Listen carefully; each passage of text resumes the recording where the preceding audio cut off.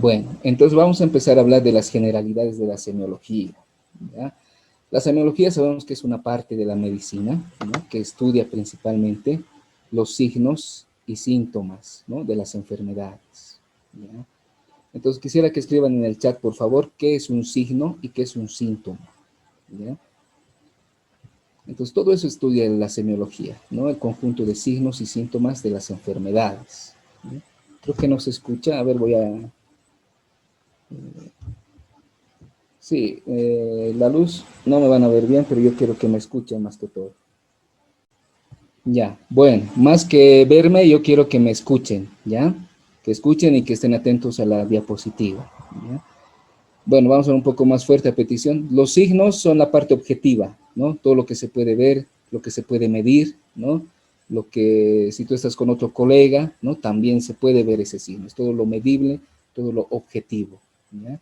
Y los síntomas son aquello, lo subjetivo, es más propio del paciente. Es difícil de valorar, ¿no? Yo puedo ir con 2, 3 colegas, yo tengo una valoración del síntoma, mi colega tendrá otra valoración diferente, ¿no? Entonces los síntomas son algo más subjetivo, ¿ya? ¿Y qué será un síndrome? Un síndrome, pues, es el conjunto de signos y síntomas, ¿no? Que ya nos orientan al diagnóstico de una enfermedad, ¿ya? Al diagnóstico de una enfermedad. Hay varios signos, ¿no? La frecuencia cardíaca, taquicardias, bradicardias, la misma fiebre, la cianosis, los tipos de cianosis, etcétera. Todo lo medible son los signos. Pero un síntoma muy importante, tal vez el síntoma más común, más frecuente, es el dolor, ¿ya? El síntoma más frecuente es el dolor. Y como sabemos, hay algunos tipos de dolores muy orientativos para el diagnóstico, ¿no? Tenemos aquí este cuadro, donde podemos ver aquí un dolor en epigastrio que se irradia, ¿no? Todo el abdomen, muy sugerente de una úlcera péptica perforada, por ejemplo, ¿no? Tenemos los siguientes dos cuadros, ¿no? Un dolor, vean, más marcado en el hipocondrio derecho, ¿no? Puede corresponder a un cólico biliar, puede corresponder a una colecistitis aguda, ¿no? Luego tenemos aquí el famoso dolor que está en epigastrio, pero también se irradia tanto a la parte derecha, a la parte izquierda, ¿no? Un dolor en cinturón, ¿no? Si recordamos, esto es propio de la pancreatitis, ¿ya? Lo clásico, un dolor en fosa ilíaca derecha, ¿no? Doloroso a la palpación, un signo de rebote Bloomer positivo. Estamos hablando de una apendicitis aguda, ¿no? Un dolor en hipogastrio, muy relacionado con la cistitis, con las infecciones urinarias. Y tenemos aquí un dolor en flanco izquierdo.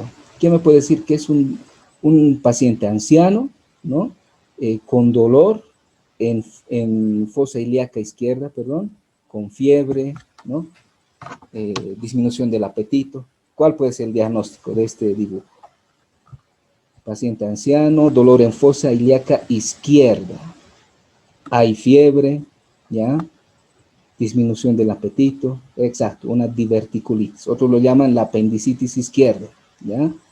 Y luego tenemos aquí en este gráfico un dolor que sigue lo que es el trayecto de las vías urinarias, ¿no? Más característico en varones, estamos hablando de un cólico seno-ureteral, ¿no? Entonces, son algunos dolores muy clásicos que pueden ser preguntados, ¿no? En la parte de semiología. Un signo patognomónico. Si pueden escribir en el chat, ¿qué será un signo patognomónico? ¿Ya? Antiguamente había varios signos patognomónicos, ¿no? La lengua aframbuesada, por ejemplo, ¿no? De la escarlatina, ¿no? Pero ya poco a poco clínicamente han ido desapareciendo, ¿no? Hay pocos signos patognomónicos ahora, ¿no? Exacto, ¿no? Un signo es, cuando aparece este signo, es muy característico de una enfermedad. Es muy probable, es casi un 100% que es esa patología lo más probable.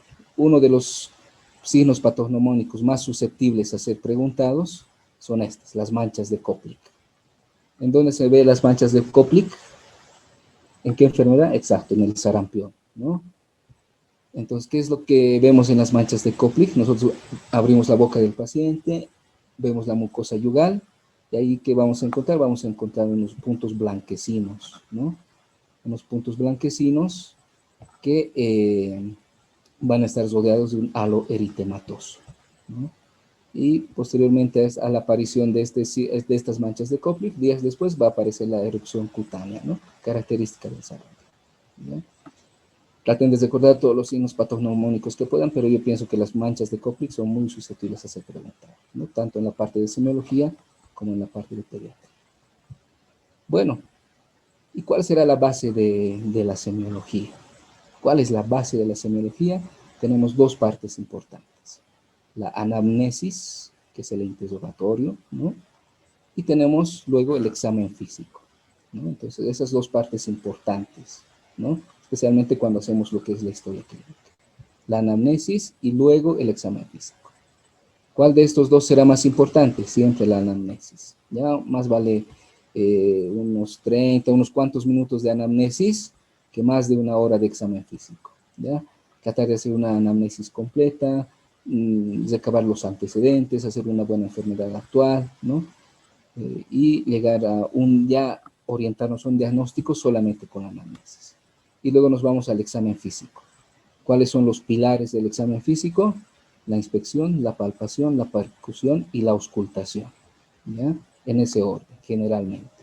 Inspección, ya sabemos, todo lo que vemos, ¿no? Todo lo que vemos. Podemos ver en primer lugar al paciente de manera general, esa será una inspección general, pero luego ya podemos ir viendo al paciente por segmentos, ¿no? Cabeza, tórax, abdomen, etc. Luego hablamos un poco de la palpación. Especialmente la palpación nos interesa en la parte de abdomen, ¿no? Como sabemos. La palpación puede ser unimanual, utilizando una palma de la mano, y también puede ser bimanual, ¿no? Si queremos hacer una palpación más profunda. La percusión, ¿no? Mediante golpes en el cuerpo, ¿no? Tenemos ahí los sonidos, tenemos en un extremo el sonido mate y en el otro extremo el sonido timpánico. El sonido mate, si recordamos, es aquel que se encuentra en los tejidos, ¿no? Con buena irrigación, con buena cantidad de tejido sólido, ¿no? Como los músculos, por ejemplo, o los órganos muy irrigados, ¿ya? Y lo timpánico es característico del abdomen, ¿ya? De las vísceras huecas. Entre timpánico y mate, al medio tenemos el sonido claro, ¿no? El famoso, el muy recordado, el sonido, el claro pulmonar, ¿no? El murmullo vesicular, por ejemplo. ¿Ya? Esos son los tipos de percusión que tenemos que tener en mente. Bueno, y la auscultación. La auscultación sabemos que utiliza el sentido de la audición. Tenemos dos tipos de auscultación. La auscultación directa, cuando yo pongo el pabellón auricular directamente sobre la piel del paciente, y la indirecta es cuando utilizamos el estetoscopio. ¿Ya? Entonces, estos son las bases de la semiología, de la historia clínica, ¿no? Especialmente la anamnesis, lo más importante, y luego el examen físico con sus 4 pilares. Después de una buena anamnesis, una buena exploración física, ¿no? Recién puedo pedir los métodos complementarios, ¿no? Laboratorios, radiografías, ecografías. Una vez teniendo una orientación diagnóstica, recién pedir los laboratorios, ¿ya? No es pedir antes los laboratorios y recién ver qué puede tener el paciente. Ya. Hablaremos un poco de la historia clínica, que sabemos que es un documento médico legal, ¿no? Que es importante realizarlo lo mejor que se puede. La historia clínica va a comenzar con lo que es la filiación del paciente, ¿ya? Esto es importante, a veces por hacer rápido una historia clínica o tener varios pacientes, ¿no? Estamos confundiendo incluso historias entre pacientes, ¿no? Eso puede llegar a pasar. Por eso es muy importante verificar el nombre y apellido, ¿no? Del paciente que estamos viendo con la historia clínica que está en nuestras manos, ¿ya? Es importante ya ir viendo al paciente desde su grupo étnico, ¿no? Desde la raza, porque hay enfermedades propias de las razas, ¿no? Los caucásicos son diferentes a los de las razas de piel más oscura, por ejemplo, la anemia drepanocítica es más susceptible, ¿no? En pacientes de raza negra, ¿no? Los pacientes que vienen de Japón, China, etcétera, ¿no? De Asia, están susceptibles a lo que son el cáncer de estómago, por ejemplo, ¿no? Por el consumo de esos alimentos ahumados que existen, ¿no? Por ejemplo. La edad, ¿no? No es lo mismo atender un niño, no es lo mismo atender un adulto joven, no es lo mismo atender un anciano, ¿no? Un niño sabemos más infecciones, ¿no? Infecciones cutáneas, faringoamigdalitis, ¿no? Son cuadros más infecciosos. Los adultos, más que todo los traumatismos, ¿ya? Las enfermedades metabólicas, diabetes, ¿no? Por ejemplo, en los adultos. En los ancianos, pues ya enfermedades degenerativas, cardiovasculares, ¿no? Por la aterosclerosis, pero también los cánceres, ¿ya? Los cánceres. Luego, el sexo, ¿no? Hay algunas enfermedades propias de la mujer y enfermedades propias del varón, ¿no? La parte ginecológica en la mujer y en el varón especialmente la parte digestiva, ¿no? Las hemorragias digestivas. Siempre hay que tenerlas en cuenta.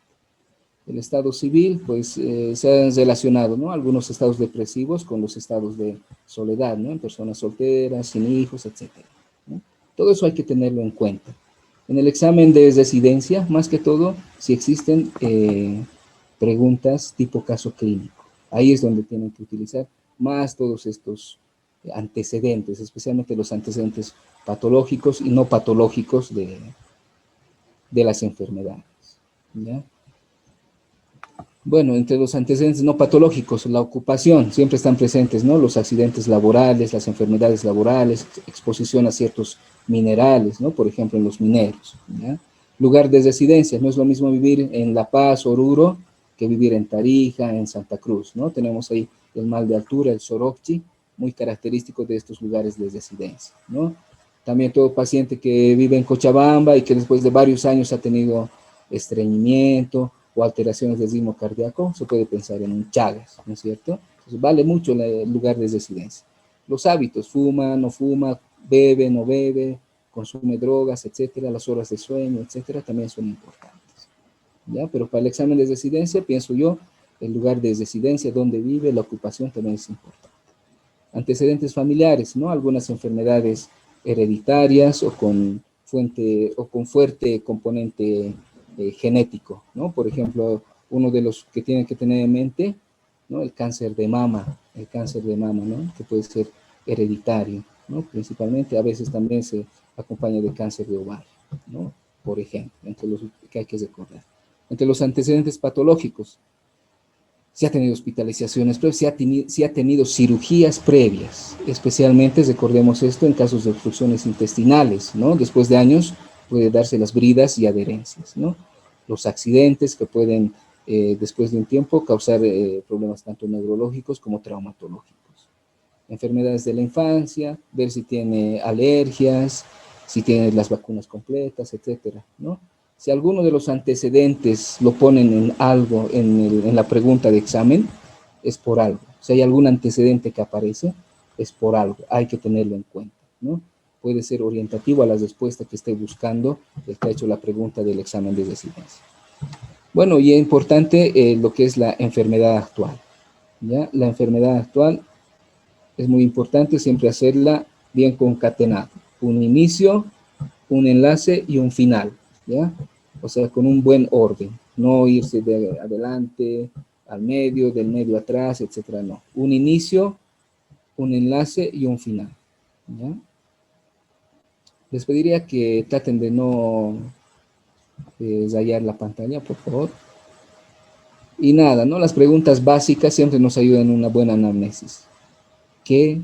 ¿Cuándo? ¿Cómo? ¿No? ¿Cómo se encuentra ahora? ¿No? Eso, teniendo en cuenta que la enfermedad actual es lo más importante.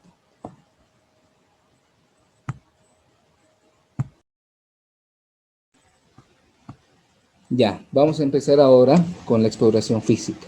Ya, la exploración física empieza de ser una exploración física general, es decir, ver en conjunto, en global al paciente, y luego posteriormente a eso se hará una exploración física segmental por partes anatómicas, ¿no? Entonces es importante la exploración física general, ¿ya? Para ver en global al paciente. Es decir, cuando entra, digamos, un servicio de emergencias o una consulta, cómo llega el paciente, desde su forma de caminar, forma de respirar, coloración de la piel, ¿no? Qué posición adopta, todo eso es importante, ¿ya? Entonces vamos a recordar un poco qué es la actitud o postura del paciente, ¿no? Los famosos decúbitos, ¿no? Especialmente ahora está de moda con esto del COVID, lo que es el decúbito prono, ¿no? Los decúbitos activos son aquellos que el paciente puede realizar por él mismo, ¿no? Decúbito prono, decúbito supino, decúbito lateral derecho, decúbito lateral izquierdo. El paciente se puede poner él mismo en esos decúbitos, ¿ya? Los decúbitos pasivos se refiere a aquellos pacientes que por sí solos no pueden realizar estos movimientos, ¿no? Que necesitan ayuda de otras personas para poder movilizarse, ¿no? Pacientes ya con secuelas, pacientes neurológicos, por ejemplo, no van a tener decúbitos activos, sino van a tener decúbitos pasivos, porque nosotros les ayudamos a realizar estos decúbitos. Bueno, y algo importante, los decúbitos forzados. Los decúbitos forzados son aquellas actitudes, ¿no?, que el paciente toma para calmar su dolor, ¿no? Para calmar su dolor o para sentirse un poco más tranquilo, ¿ya? Tenemos aquí, por ejemplo, en la primera imagen, la actitud en gatillo de fusil, ¿ya? Es característico de los pacientes meningios, ¿ya? Vean, parece que el paciente está doblando, flexionando lo que son las rodillas sobre el abdomen, ¿no? Este sería el mango del fusil, y todo el cuerpo sería lo que es el resto, ¿no? La escopeta, ¿no? Como generalmente en las meningitis hay una contracción cervical posterior, ¿no? Una rigidez de nuca, ¿no? Parece un fusil, una actitud en gatillo de fusil característico de los procesos meningios. La actitud ortopneica, que es este segundo gráfico, se dan en aquellos pacientes que no pueden echarse, tienen que estar sentados, ortopneicos, ¿ya? Tienen que estar en posición vertical. ¿En qué pacientes podemos ver esto? Si pueden anotar en el chat, ¿en qué pacientes vemos esta actitud ortopneica?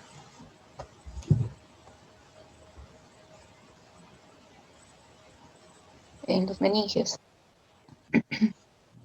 Traten de escribir en el chat, por favor, porque somos varios, entonces mejor si utilizamos el chat, ¿ya? ¿Dónde encontramos la actitud ortopneica? Ya, está muy bien. Ortopneica, ya en los pacientes con insuficiencia cardíaca, ya que están haciendo un edema pulmonar cardiogénico principalmente, ¿ya? Cuando los pacientes cardíacos están así sentados, en posición ortopneica, ¿no? Sabemos que por el fallo de la bomba se empieza a acumular sangre a nivel de los pulmones, ¿no? Por un retroceso sanguíneo, ¿no? Entonces se acumula, hay un edema pulmonar. Cuando el paciente está de pie, ese líquido dentro de los pulmones, por la fuerza de la gravedad, se queda en las bases, ¿no? Pero ¿qué pasa cuando el paciente se echa en decúbito dorsal? Todo ese líquido que estaba solamente en las bases, al echarse el paciente, todo ese líquido se va a dispersar en todo el pulmón. Por lo tanto, el paciente no va a aguantar estar echado. ¿Qué va a hacer? Inmediatamente se va a sentar, ¿no? Y ese líquido dentro de los pulmones va a bajar y va a estar solamente en las bases, ¿ya? Es por eso que los pacientes tienen esta actitud ortopneica cuando hay fallo de la bomba cardíaca, ¿no? Insuficiencia cardíaca congestiva, principalmente. Este paciente, ¿qué les parece? Mucho dolor, ¿no? Esta es la actitud genupectoral. ¿En qué patologías vemos así de pacientes con mucho dolor que se están revolcando ahí en los cubículos de emergencias? Actitud genopectoral o maometana. Perfecto, pancreatitis, ¿no? Un dolor que no calma ni con analgésicos endovenosos, con nada, ¿no? El paciente tiene un dolor muy fuerte, ¿no? Una pancreatitis, especialmente aquellas pancreatitis necrohemorrágicas, ¿ya? Y el opistótonos, vean este niñito, ¿ya? Que tiene una contractura, vean cómo todo el dorso, ¿no? Toda la espalda, incluso los miembros inferiores, están como un arco, ¿no? De convexidad superior. Y lo que está chocando con la camilla solamente es la nuca y los talones, ¿ya? Exacto, se observa más que todo en el tétanos, el opistótono, ¿no? Y estos pacientes en los adultos, especialmente la risa sardónica, más tenemos, ¿no? Como fases.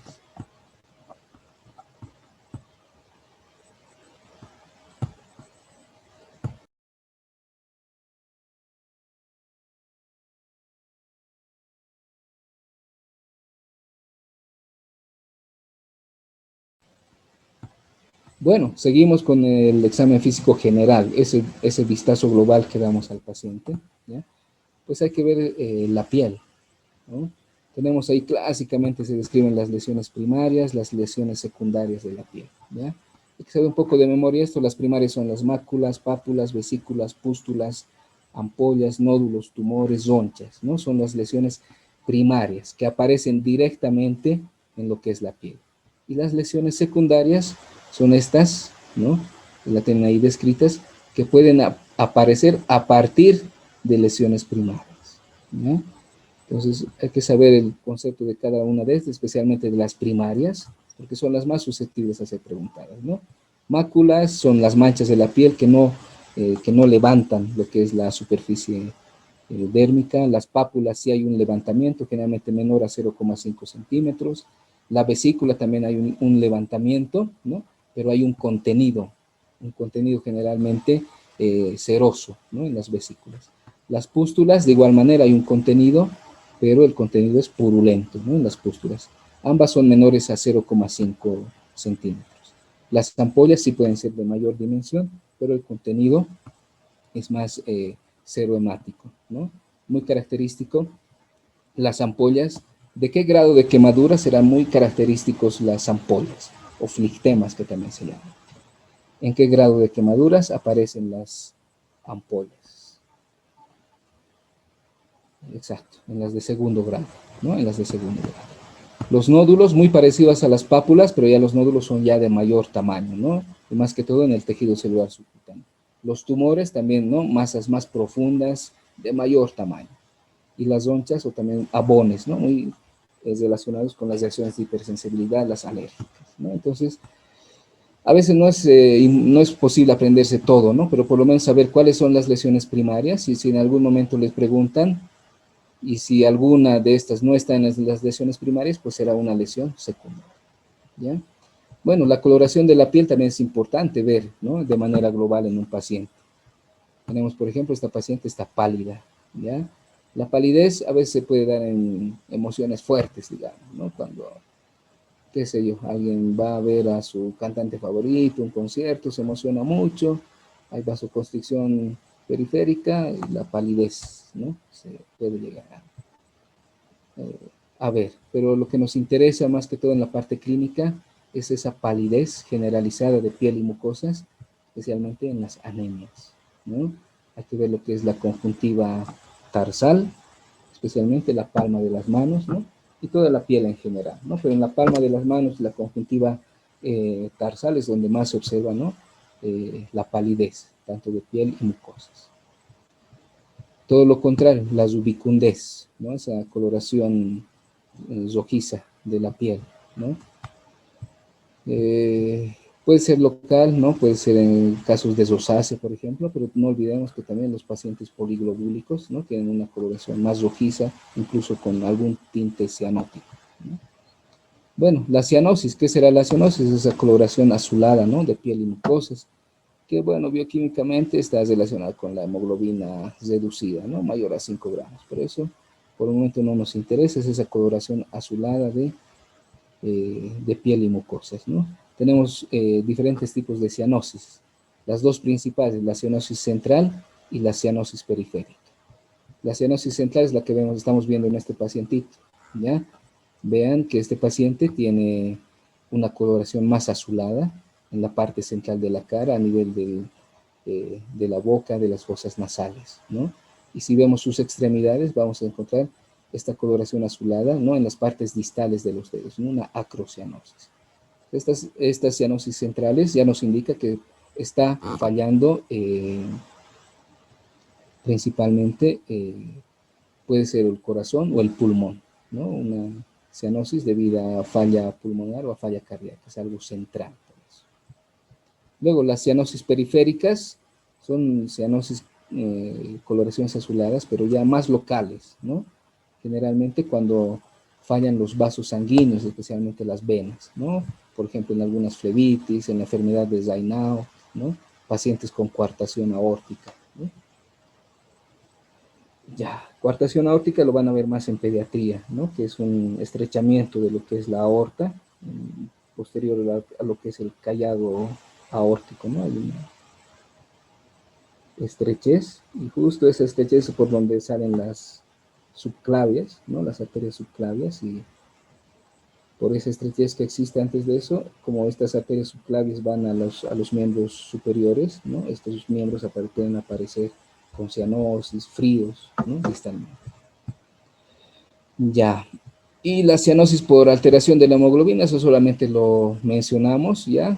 Se acumula metahemoglobinemia, hemoglobinopatía, sulfohemoglobinemia, etcétera, ¿no? Pero lo importante tener en la mente para el examen de residencia, que hay cianosis centrales, por fallo de la bomba cardíaca o fallo pulmonar, y las cianosis periféricas, ¿no? Que son más locales. Y tenemos aquí esta última foto, que es la ictericia, ¿no? Nos hace pensar, aparte de pensar en algo hepático, hepático biliar, ¿en qué más podemos pensar en pacientes con ictericia?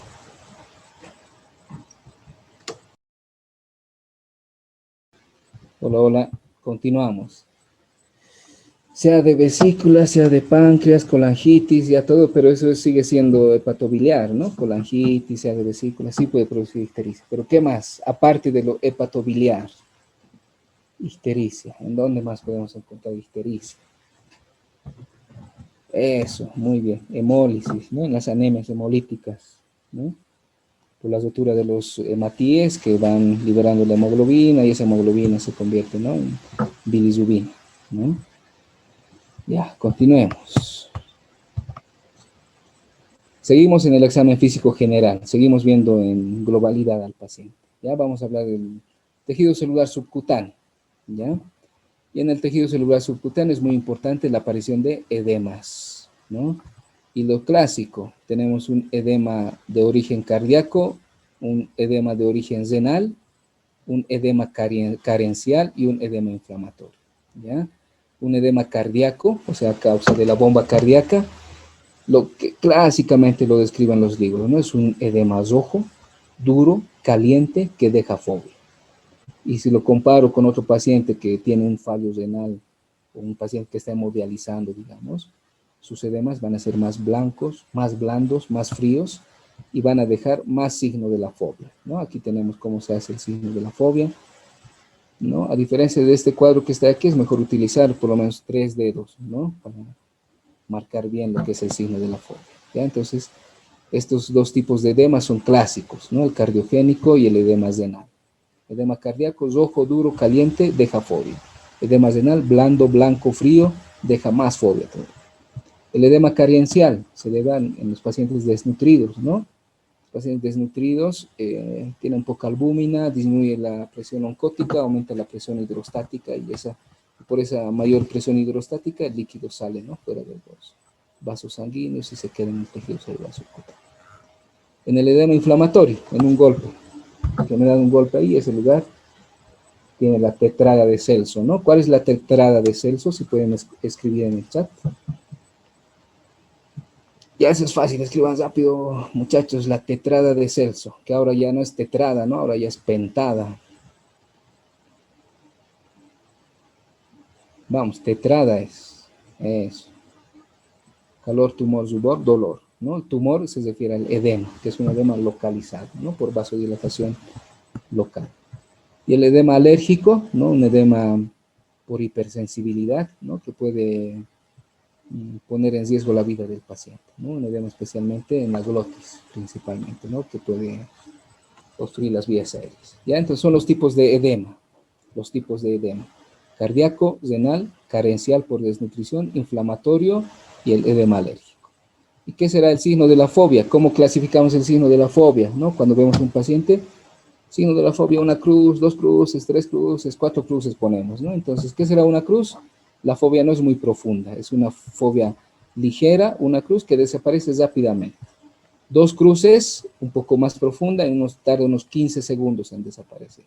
Fobia 3 cruces, mire, ya tarda más de un minuto en desaparecer, ¿ya? Y la fobia 4 cruces, más de 5 minutos. Yo me puedo ir a tomar un café, el paciente va a seguir con su fobia después de eso. Asitis. ¿Qué es la asitis? ¿Cuál es la diferencia entre asitis y anasarca? Escriban en el chat, por favor. ¿Cuál es la diferencia entre asitis y anasarca? Por ejemplo, este paciente tenemos aquí que está con una asitis, ¿no? Asitis. Ya, anasarca, edema generalizado, ¿qué más? Y asitis, Ya, la ascitis es acumulación de líquido, ¿no? En el espacio peritoneal, intraabdominal principalmente, ¿no? Y la anasarca es un edema generalizado, ¿ya? En este paciente que estamos viendo en la foto con la ascitis, en qué patologías podemos pensar? A ver, vayan escribiendo. En una ascitis, este paciente de la foto, ascitis, ¿qué enfermedades puede tener? ¿Ya? Cistosis, muy bien, ¿qué más?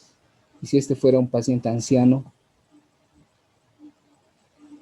hepatopatías, ya está bien, cistosis, ya en un cáncer, ya. Y si les digo una mujer anciana con ascitis, mujer anciana con ascitis, ¿qué será?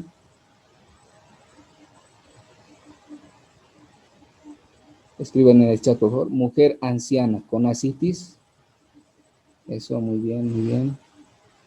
Probablemente, ¿no? Un cáncer de ovario, ¿no? Y este paciente, a este niño con anasarca, que estamos viendo todo el cuerpo está edematizado, ¿no? ¿Qué diagnóstico le pueden dar?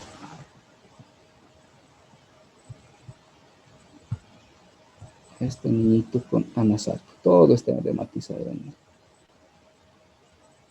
Desnutrición, ¿qué tipo de desnutrición? Para el que ha puesto desnutrición, eso, perfecto, síndrome nefrótico, muy bien, eso da anasarca. Y da, ¿cuántos tipos de desnutrición hay? ¿Quién ha escrito eso? Pérez. El marasmo y el washercore, ¿no? ¿Cuál sería este? Si es por desnutrición.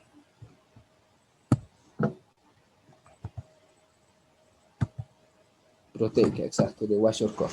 Muy bien. Listo, vamos a ver el estado de nutrición. Ya, generalmente los clasificamos al biotipo, puede ser pígnico, ¿no? Donde predominan más los diámetros anteroposteriores, puede ser leptosómico, en las personas delgadas, ¿no? Donde predominan los diámetros longitudinales, o puede ser tipo atlético, ¿no? Donde hay más masa muscular, ¿no? Entonces, se ha llegado a esta clasificación entre pígnico, leptosómico, atlético, partiendo generalmente de la parte psicológica, ¿no? Con eso se ha empezado esto de pígnico, leptosómico, etcétera. Pero al final, en vez de utilizarlo para la parte de psiquiatría o de psicología, se ha llegado a utilizar, ¿no? Para el examen físico, ¿no?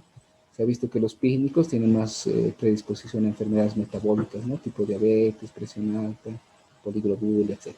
Los leptosómicos, más que todo a descenso de órganos, ¿no? Descenso, una tosis renal, por ejemplo.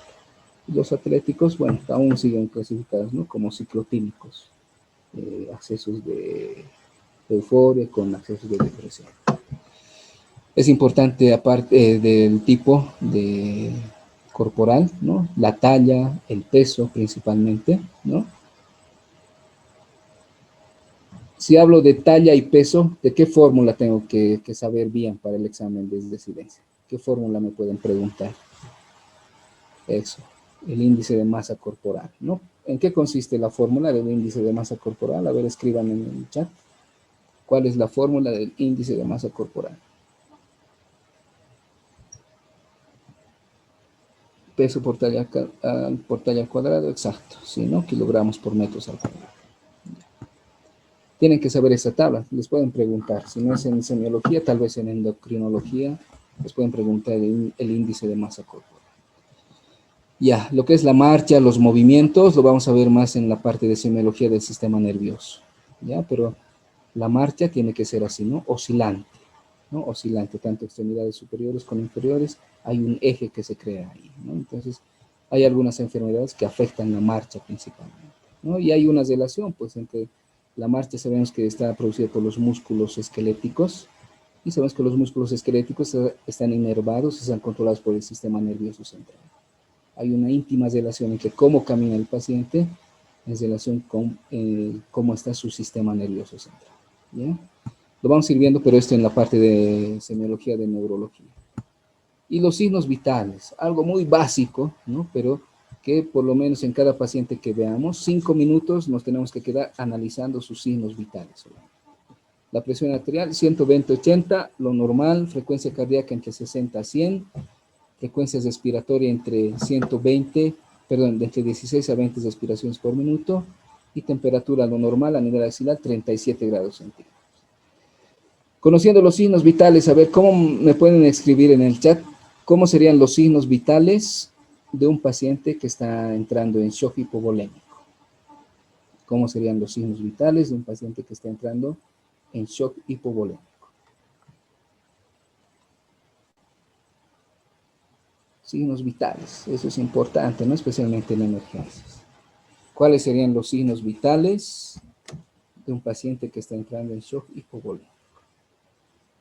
Eso, principalmente, ¿no? Hipotensión, taquicardia, lo principal, ¿ya? Hipotensión, taquicardia, perfecto, muy bien, muy bien. Seguimos. La exploración física segmental, ¿no? Entonces hemos visto ya la exploración física global, ¿no? La actitud del paciente, coloración de la piel, ¿no? Su biotipo morfológico, ¿no? Su peso, tal, ya le saca su índice de masa corporal, se ha visto de manera general. Ahora tengo que hacer un examen físico segmental, por partes, o sea, tengo que hacer más a detalle todavía. Ahí es lo que sabemos, ¿no? Hago exploración de la cabeza, luego del cuello, tórax, luego del abdomen, luego de las extremidades. Para hacerlo en orden, recuerden, ¿no? Siempre de arriba a abajo. De arriba a abajo. Entonces ya tenemos un orden ahí para realizar. Bueno, entonces después de una buena anamnesis, una excelente anamnesis, recabando los antecedentes, todo lo que puedas recabar, hago mi examen físico general, mi examen físico segmentario con los 4 pilares, ¿no? Inspección, palpación, percusión, auscultación, y luego recién llego a mi diagnóstico. ¿Ya? Un buen diagnóstico tiene que ser, si he hecho una buena anamnesis, una buena exploración física, ¿ya? Hago mi diagnóstico clínico. Esto para mí es tal, esto para mí puede ser un síndrome, qué sé yo, febril, síndrome de condensación pulmonar, síndrome de hipertensión intracraneana, etcétera, ¿no? Ya tengo un diagnóstico. Y recién teniendo mi diagnóstico, recién pienso en qué laboratorios o exámenes complementarios puedo poner. Recién, ¿ya? A veces ahora actualmente con avance de la tecnología, generalmente pedimos todos los laboratorios primero y después recién que llegan los laboratorios, recién estamos auscultando, recién estamos haciendo la anamnesis al paciente, ¿ya? Es mejor tener un diagnóstico clínico y recién con esa base, recién pedir los laboratorios después, ¿ya? Bueno, vamos a empezar con las preguntas, ¿ya? Un voluntario para leer la pregunta. Voluntario, voluntaria, habilite su micrófono y leemos esta pregunta y los demás en el chat van a ir respondiendo, ¿ya? ¿Algún voluntario para leer la pregunta?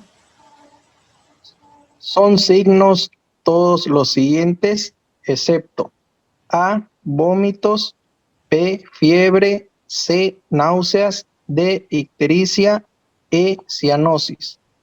Perfecto. ¿Cuál sería? Entonces la respuesta pongan en el chat. La persona que ha leído, ¿cuál sería tu respuesta?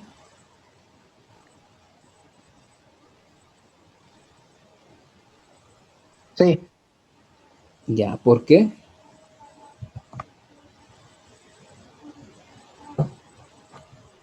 Por,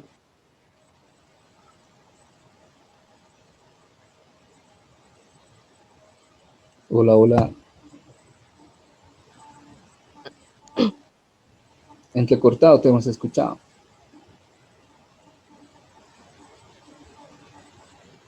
Ya, está bien, ¿no? Vómitos, fiebre, ictericia, no es algo que podemos ver, es algo objetivo, ¿no? Mientras las náuseas es algo más subjetivo, propio del paciente, ¿no? Perfecto. ¿Algún voluntario para leer la siguiente pregunta? Y los demás respondemos en el chat, ¿ya? ¿Voluntario para esta pregunta? O voluntaria también, por favor. Y los demás vayan respondiendo en el chat. Se refiere al conjunto de signos y síntomas presentes en un momento dado que definen un estado patológico.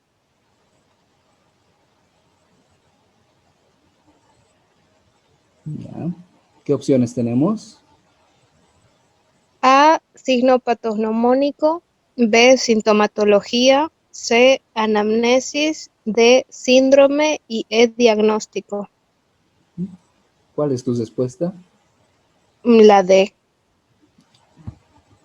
¿Por qué has puesto la D? Sí, está correcto.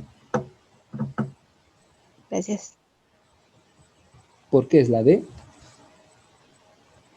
Es una de las definiciones en el SUROS. Un síndrome es un conjunto de signos y síntomas, ¿no? Exacto. Que En va a cualquier libro de definir el estado. semiología. Exacto. Ya, entonces para el examen de residencia tienen ustedes, ¿no? Los bancos de preguntas de años pasados. ¿Cómo tienen que estudiar? No es que yo ya leo la pregunta, es el D, listo, y me voy. Nada.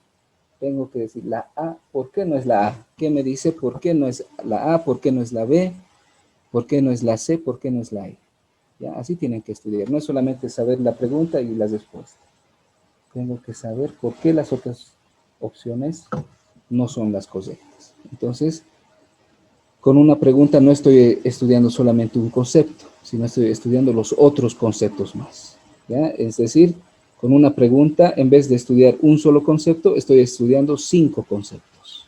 ¿Ya? Así tienen que revisar sus preguntas de años pasados. No es solamente saber las respuestas, sino tienen que saber las otras opciones, por qué no son correctas.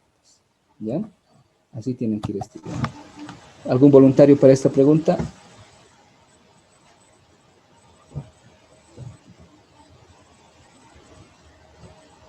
Para leer esta pregunta, por favor, un voluntario. ¿Cuál de las siguientes alteraciones cutáneas está dentro de las lesiones secundarias? A, pústula, B, nódulo, C, tumor, D, fisura y E, roncha. ¿Cuál pondrías tú? A, E, roncha.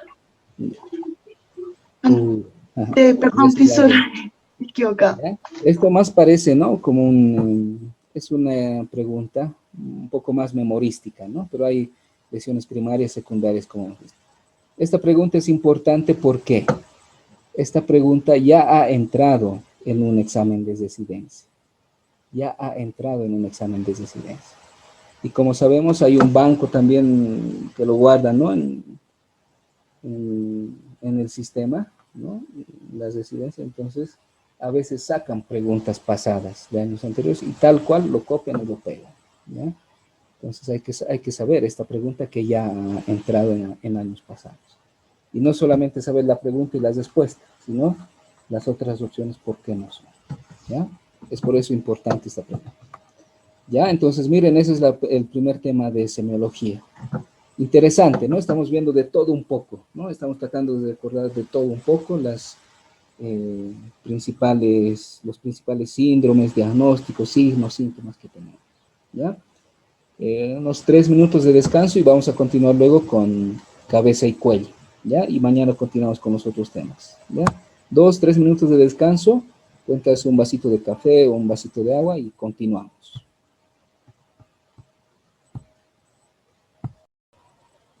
Ya.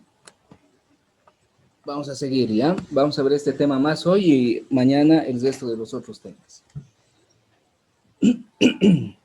Pongan presente, por favor, todos los que ya están conectados en el chat. Presente, presente. Gracias, gracias. Vamos a poner presente. El último tema de hoy día.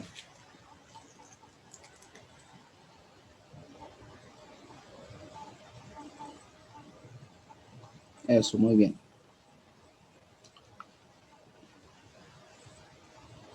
Bueno, sabemos que la cabeza es muy importante porque tenemos aquí adentro la masa encefálica, pero ahí tenemos la cara también, donde están los principales sentidos, ¿no? Vista, gusto, olfato, el aparato de la fonación, oído, ¿no? Y el cuello, pues, es el lugar que conecta anatómicamente lo que es la cabeza con el resto del cuerpo, ¿ya? Con esa breve introducción, empezamos a ver lo que es cabeza y cuello, semiología de cabeza y cuello. Anamnesis. Uno de los síntomas más de mayor frecuencia sabemos que son las cefaleas, ¿no? De mi cabeza me duele. Hay diferentes tipos de cefaleas, ¿ya? Las dos principales que hay que saber diferenciar, la cefalea tensional y la migraña. La cefalea tensional, lo más característico es que sea bilateral, tanto a derecha como a izquierda, y a veces se irradia, ¿no? Hasta la región posterior, puede haber contractura de los músculos cervicales posteriores, ¿ya? Y hay antecedentes de estrés, de preocupación del paciente o la paciente, ¿no? Y otra cefalea muy importante, la migraña, ¿ya? Esta migraña, donde el dolor de cabeza es más que todo en hemicráneo, un solo lado es el que duele, ¿ya? Puede ser tipo pulsátil, tipo opresivo, pero es un solo lado el que duele, el dolor va hacia los ojos, a la región occipital también puede ir, ¿no? Y al final se ha visto que es un proceso neurovascular, ¿no? Que termina en vasodilatación. Entonces ahí tenemos estos dibujitos, esta es la migraña hemicránea, ¿no? Un solo lado del cráneo, y la cefalea tensional, los dos lados, se puede ir frontal, pero se puede ir de hacia occipital. Ya, las dos principales que hay que saber diferenciar, ¿no? En un caso clínico principalmente. Tenemos otras, ¿no? Por la sinusitis crónica, un dolor en las regiones de los senos frontales, maxilares, etmoidales, ¿no? Pero es un dolor más que todo con los movimientos, ¿no? Duele al mover, y hay antecedente, ¿no? De un resfrío previo, faringoamigdalitis previo. Las cefaleas racimos, pacientes varones, jóvenes, que tienen un dolor en un solo lado del cráneo, que se puede irradiar al ojo, y ese ojo generalmente puede estar en miosis, también puede haber sinosea ipsilateral, ¿ya? También los pacientes consultan por la forma y tamaño de la cabeza, ¿no? Microcefalia, macrocefalia, ¿no? Microcefalia estaba hace tiempo de moda lo que era por el virus Zika, no sé si se recuerdan. Y todo lo contrario, ¿no? Sería lo que es la hidrocefalia, por ejemplo. Tenemos la enfermedad de Payet, ¿no? Donde hay un engrosamiento del diploe a nivel craneal, donde el hueso va engrosándose, y lo que semiológicamente se ha llamado, ¿no? El signo del sombrero, ¿no? Son los pacientes con enfermedad de Payet. Bueno, entre esos, ¿no? Las causas más frecuentes de anamnesis, la cefalea principal, ¿ya? Y no se olviden que todo paciente con mucha cefalea, especialmente si es un adulto en una edad media, siempre hay que medir la presión arterial, ¿no? Puede ser a causa de una crisis hipertensiva que puede estar teniendo cefalea o tal vez una epistaxis también, ¿no? La exploración física, el perímetro craneal normal en un adulto generalmente es de 56 centímetros, ya más o menos 2 centímetros. Este puede estar aumentado o disminuido también, como estamos viendo en estas fotos, ¿ya? En los niños, si no me equivoco, es 37 centímetros, ¿no? De perímetro craneal. Postura, a veces la cabeza puede estar hacia adelante, con la nuca rígida, ¿no? En las meningitis, hacia adelante en el Parkinson, la cara también inexpresiva, ¿ya? Los movimientos, algunos tics pueden mover, ¿no? Todo lo que es la cabeza, ¿no?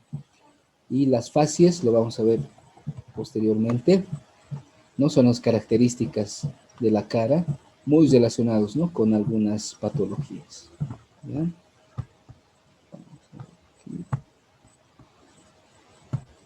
Por ejemplo,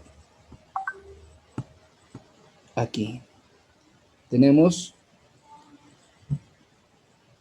una facies en luna llena, ¿no? Una facies en luna llena, seguramente esta paciente tiene un síndrome de Cushing, ¿no? ¿Y qué tipo de medicamento puede estar tomando esta paciente? ¿Qué tipo de medicamentos puede estar tomando esta paciente? Aquí, la que tiene facies en... Corticoides. Ya. Escríbanlo en el chat, por favor. Escríbanlo, más que hablar por el micrófono, escríbanlo. Somos varios. Exacto, glucocorticoides, ¿no? Que produce, ¿no? Ese mismo efecto como si hubiese como una enfermedad de Cushing. Y en la espalda va a tener, ¿no? Una jiba de búfalo, lo que se llama, ¿no? Una facies en luna llena. Luego tenemos aquí este paciente, ¿ya? ¿Qué enfermedad tendrá este paciente? Escriban en el chat. Este paciente, ¿qué enfermedad tendrá? Acromegalia, ¿no? ¿Qué hormona estaría aumentada en este paciente? La acromegalia.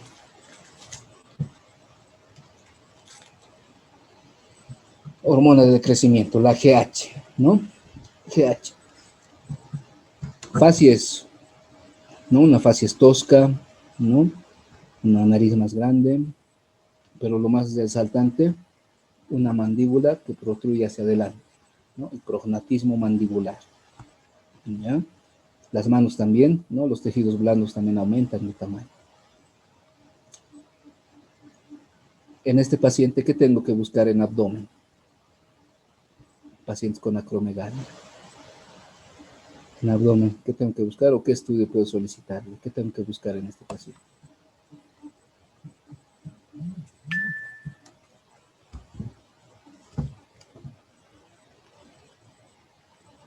Nada.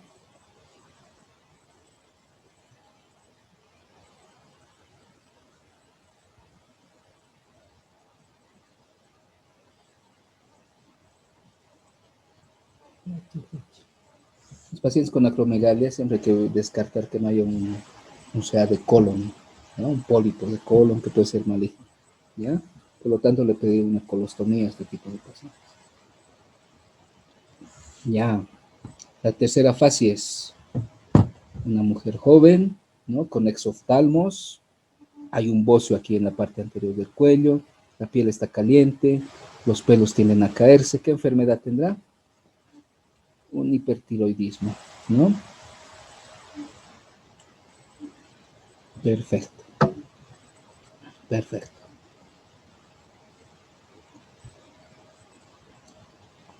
Tenemos aquí un niño que está respirando más por la boca, ¿no? La boquita está entreabierta.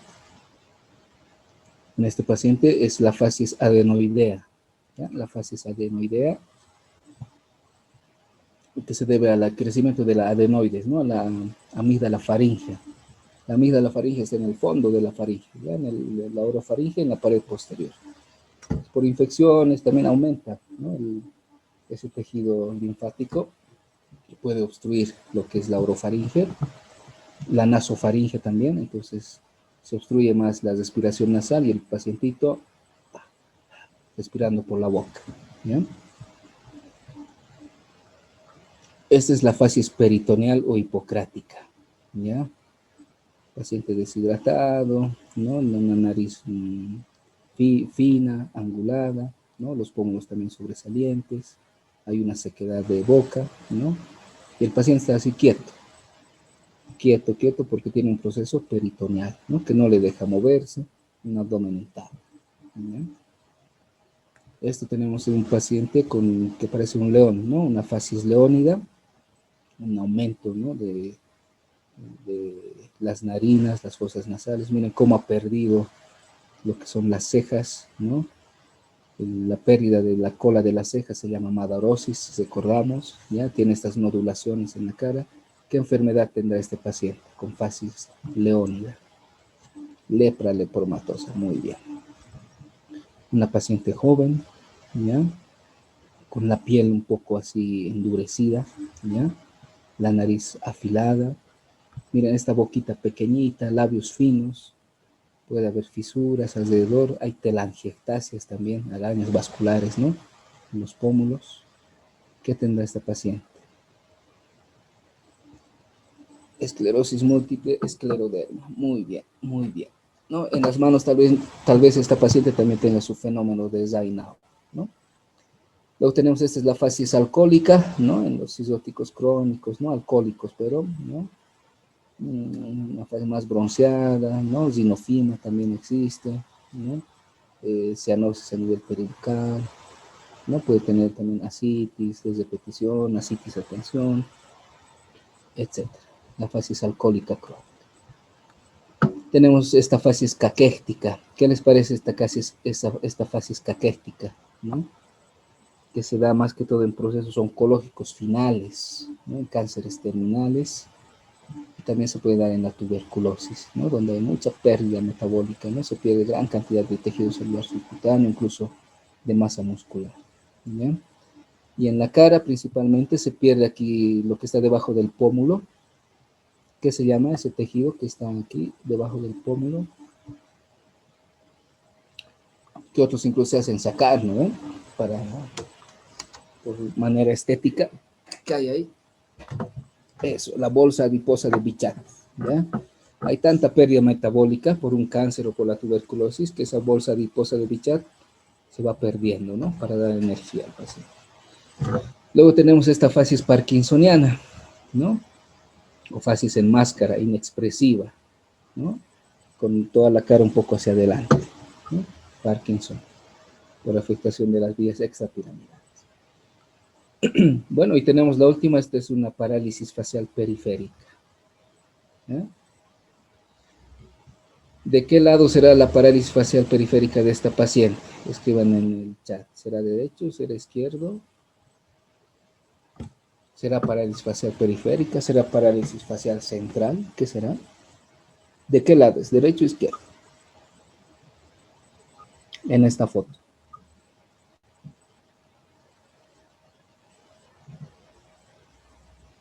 Exacto, el lado paralizado es el nervio facial derecho. ¿No? Recordemos que los nervios faciales salen por aquí, por el orificio estilomastoideo, ¿no? Y van dejando sus ramas a toda la parte facial, ¿no? Muy característico en la parálisis facial periférica, por afección periférica de este nervio facial, ¿no? Es que se afecte todo el hemisostro, en este caso el hemisostro derecho, ¿ya? Le pedimos que cierre los ojos al paciente, el lado izquierdo como está normal, cierra normal, pero en el ojo afectado, en la parte afectada, no va a poder cesar el párpado y la mirada se va a ir hacia adelante, ¿ya? Hacia arriba, perdón. Ese es el famoso signo de Bell, ¿no? Signo de Bell, propio de la parálisis facial periférica. Le pides que arrugue la frente, del lado derecho no va a arrugar, del lado izquierdo sí va a producir las arruguitas, el surco nasogeniano se pierde en el lado afectado, se mantiene en el lado contralateral. Le pides que sonría al paciente, solamente va a sonreír del lado que no está afectado, ¿no? La comisura labial está inclinada hacia abajo en el lugar de la parálisis. Le pides al paciente que pueda silbar o soplar y no va a poder, ¿ya? Entonces, esta es una parálisis facial periférica. Y este paciente, recordemos que está caminando normal, mueve los dos brazos, las dos piernas, etcétera, ¿ya? ¿Y cómo será una parálisis facial central?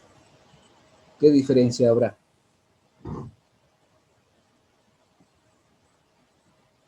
En una parálisis facial central.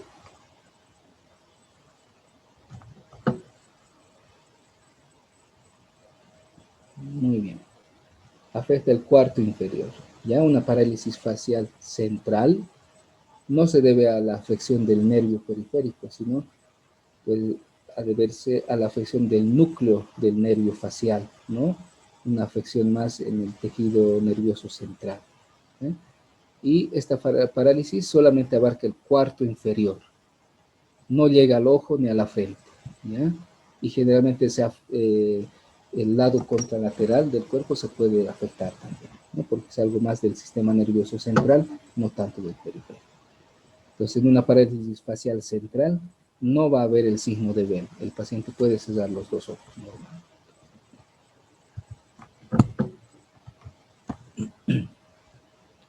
¿Ya? Vamos a ir viendo los párpados, la conjuntiva, la córnea, las pupilas, ¿ya?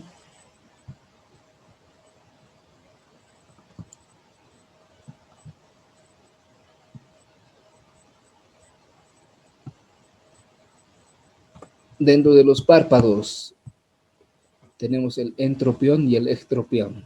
Entropión, párpados hacia adentro, ectropión, párpados hacia adelante. Se puede ver más que todo en pacientes con quemaduras faciales, ¿no? Las blefaritis, la inflamación de los párpados, tenemos los dos más conocidos, el orzuelo y el chalación, ¿no? El orzuelo, recuerden que es más por un cuadro infeccioso, ¿no? A causa del estafilococo aureus que infecta las glándulas palpebrales del baby, ¿no? Mientras que el chalación es más obstructivo, ¿no? No es tanto infeccioso, sino es un cuadro más obstructivo de esas mismas glándulas palpebrales del Maybone. La ptosis palpebral, ¿no? La caída del párpado en este paciente, ¿no? Se puede dar, por ejemplo, en casos de parálisis del tercer par, el síndrome de Horner también, ¿no? Que lo vamos a ir viendo más adelante en el sistema nervioso. Los epicantos, ¿qué serán los epicantos? Son esos repliegues de piel ¿no? Que existen más que todo en los pacientes con síndrome de Down, se puede observar sus despliegues de piel internos, ¿no? Esos son los epicardios. El blefaroespasmo.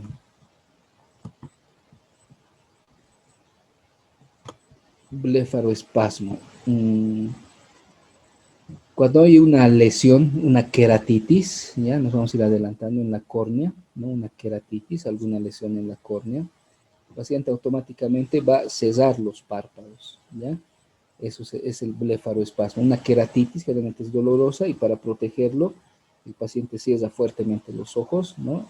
Claro, es de manera involuntaria, ¿no? Es un movimiento de protección, ese es el blefaroespasmo. Entonces, queratitis generalmente siempre va a estar acompañado de un blefaroespasmo, reflejo.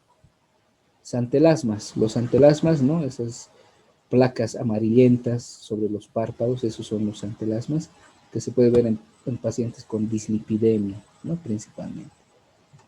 Son acúmulos de ácidos grasos de tejido graso. Los santelasmas sobre los párpados, ¿ya? El exoftalmos y el endoftalmos. Exoftalmos, como hemos visto en el hipertiroidismo, ¿no? El exoftalmos. Mientras el endoftalmos se puede dar también en el síndrome de Horner, pero algo muy característico en la fractura del piso orbitario inferior, ¿no? Ahí tenemos el endoftalmos. El estrabismo, ¿no? Esa desviación de los ejes, estrabismo convergente, estrabismo divergente. El nistagmus, ese movimiento oscilatorio de los ojos en síndromes vertiginosos principalmente. Ya, luego nos vamos a la conjuntiva, ¿ya? La conjuntiva que está por la parte anterior es la conjuntiva vulvar y la que está recubriendo los párpados es la conjuntiva tarsal, ¿ya? La epífora, ¿qué es la epífora? Escriban la epífora, ¿qué será la epífora? Vayan escribiendo en el chat y vamos a estar hablando hasta eso de la pingüécula y el terigio, ¿no? Característico de las conjuntivas. La pingüécula, ¿no? Es esa acumulación de tejido conjuntival, ¿no? Sobre la conjuntiva vulvar. Y el terigio, ¿no? Es más notorio, tiene una forma triangular de un vértice que se dirige, ¿no? Hacia la pupila y de base que está en relación con el párpado. Exacto, la epífora es el lagrimeo, ¿no? El aumento de la secreción lagrimal.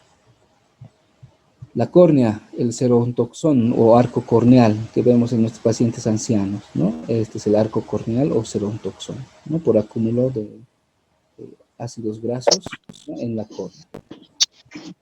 Un proceso fisiológico. La queratitis, lo que les decía, ¿no? Esa inflamación de la córnea por algún cuerpo extraño, etcétera, que siempre va acompañado de un blefaroespasmo reflejo. El queratocono, ¿no? Es abultamiento en la parte anterior de la córnea. Las pupilas, lo normal que sean pupilas isocóricas fotorreactivas, ¿no? Del mismo tamaño, que reaccionan a la luz. ¿Qué será la anisocoria? Cuando hay un desbalance, ¿no? Un ojo puede estar con midriasis, el otro ojo con miosis, ¿no? ¿Qué será la miosis? ¿Qué será la midriasis? Miosis se refiere a esas pupilas puntiformes, ¿no? De diámetro disminuido, generalmente tiene que ser menor a 2 milímetros. Y la midriasis, esa dilatación, ¿no? De la pupila, generalmente mayor a 4 milímetros. ¿Qué drogas pueden causar miosis?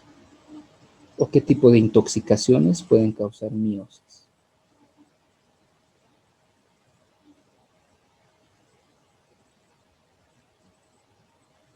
¿Qué tipo de intoxicaciones pueden causar miosis a nivel pupilar? Atropina, ¿no? Atropina causa midriasis. Opiáceos, muy bien. Muy bien, los opiáceos. ¿Qué más? ¿Quién más? Benzodiazepinas. No, tampoco. ¿Algo más conocido? Eso, los órganos fosforados también. Órganos fosforados y los opiáceos, ¿no? Muy bien. Y los reflejos pupilares, los tres principales, el fotomotor, el consensual y el de acomodación, ¿no? Los tres reflejos básicos a nivel ocular, que lo vamos a ir viendo nervioso.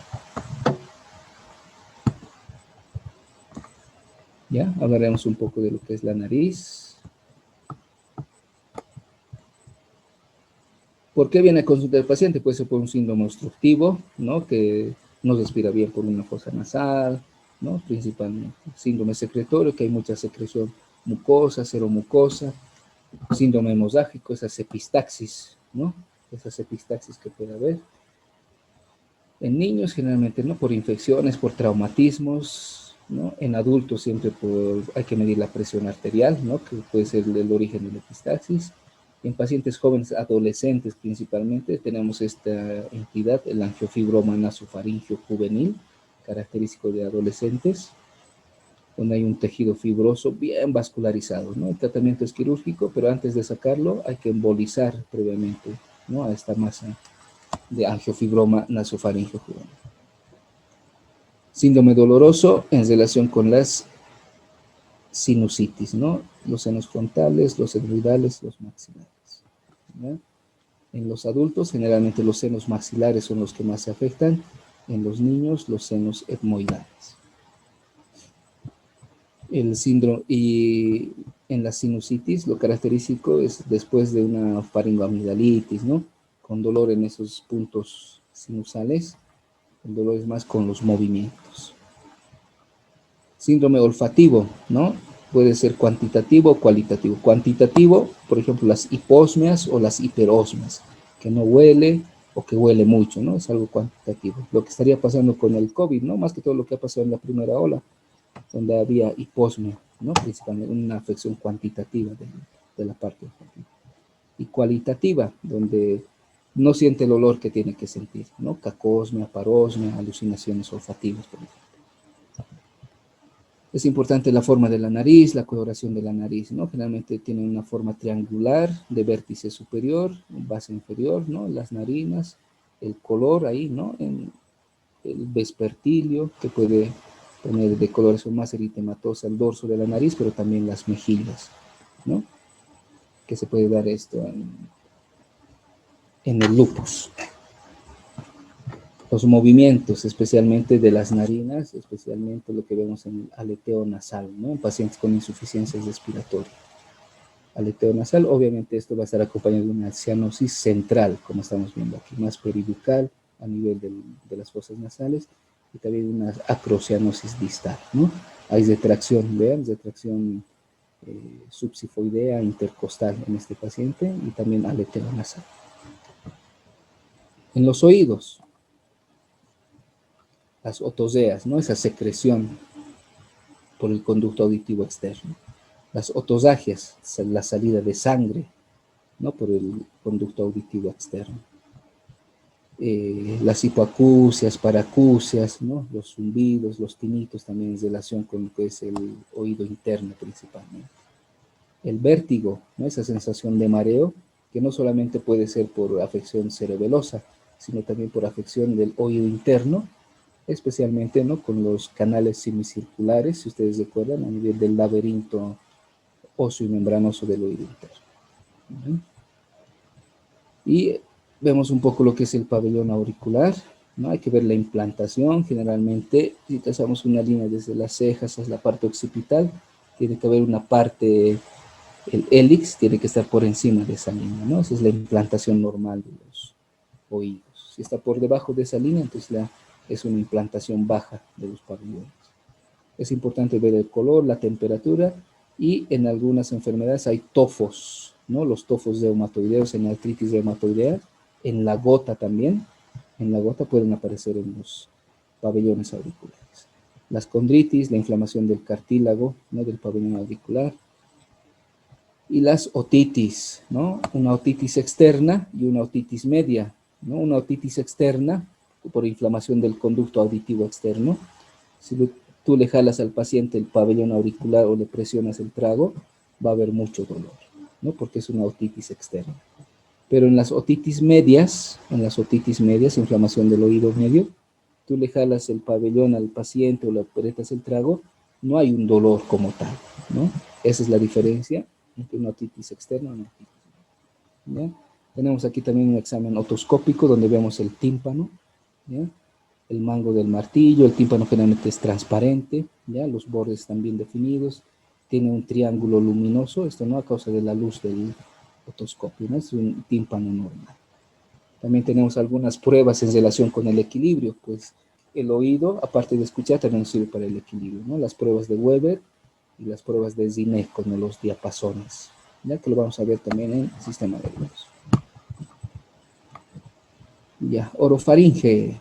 Las fases adenoideas ya la hemos visto en los niños por aumento de la adenoides, de la amígdala faríngea. La difteria, ¿no?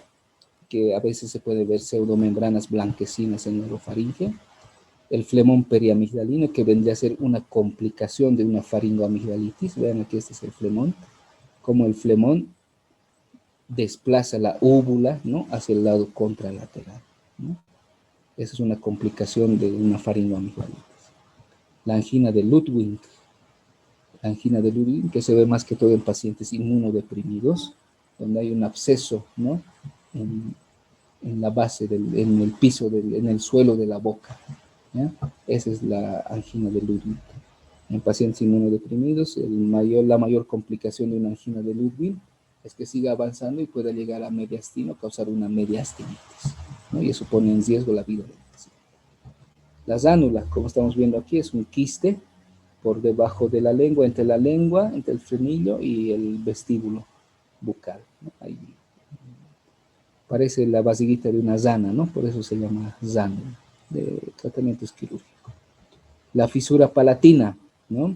Donde el paladar duro tiene ahí una fisura y los pacientes tienen característicamente una voz un poco más nasal, ¿no? Una sinolalia abierta y también una deglución incontinente, que cuando comen por esa fisura que hay en el paladar, la comida puede llegar a fosas nasales. Las amígdalas, cuando lo estamos revisando, pueden estar eritematosas, lacunares, ulcerosas, ¿no? Pueden tener puntos blanquecinos, las amígdalas pultáceas, ¿no? Las ulcerosas, más que todo en infecciones por citomegalovirus, ¿no? Por ejemplo. El frenillo, un frenillo corto, ¿no? Sería todo lo contrario de un acrobatismo lingual, ¿no? El frenillo corto disminuye la movilidad de la lengua, mientras que el acrobatismo lingual es una lengua muy móvil, ¿no? Como el cantante de Kiss, ¿no? Que tenía acrobatismo lingual. ¿Cómo se explora la lengua? Primero en reposo, hay que ver el tono, trofismo, se puede palpar y luego pedir que mueva la lengua, ¿no? Tanto arriba, abajo, derecha, izquierda. ¿Ya? El tamaño de la lengua, a veces la lengua aumenta de tamaño, por ejemplo, en una amiloidosis, ¿no? Por acúmulo de sustancia amiloide, la lengua es más grande, hay macroglosia en estos pacientes. En algunas picaduras de abeja, por ejemplo, accidentales, puede inflamarse mucho la lengua y dificultar lo que es la entrada de aire, ¿no? A las vías respiratorias. Un edema angoneurótico, ¿no? Que es por déficit de un factor, ¿no? Que también da gran cantidad de edema a nivel de la lengua, toda la orofaringe, la glotis. Lenguas secas, fisuradas, ¿no? Que se pueden dar en procesos de deshidratación. Lenguas geográficas, lugares de la lengua donde hay papilas gustativas y otros lugares donde no hay papilas, ¿ya? Melanoglosia, donde la lengua adquiere una coloración oscura, por ejemplo, al utilizar muchos antibióticos que cambian la flora normal de la orofaringe, ¿ya? Y los tumores generalmente en la lengua pueden aparecer en lo que es la base, en el tercio posterior de la lengua y también en las partes laterales, ¿ya? Y generalmente se palpan regiones más duras, más petrosas.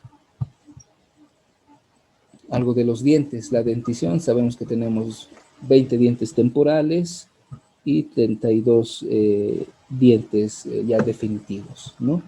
Anodontia, o sea, no hay un germen dental, por lo tanto no va a salir el diente ni el temporal ni el permanente, ¿ya? El diente neonatal, como estamos viendo aquí, generalmente en los niños los primeros dientes que aparecen son los incisivos, pero en este niño, miren, está apareciendo no el incisivo superior, sino el inferior, ¿no? Es un diente neonatal, ¿no? Que produce más molestias incluso a la madre en el momento de la lactancia. Los dientes supernumerarios, cuando hay mayor cantidad de dientes, los dientes supernumerarios los reconocemos porque tienen forma de clavo, ¿no? Una forma en clavija. Infecciones que pueden afectar los dientes, la enfermedad de Hutchinson, de la sífilis. Vean, estos son los dientes de Hutchinson o dientes en tonel, ¿no? Que se dan en la sífilis congénita, ¿no? Que tiene una tríada esta sífilis congénita.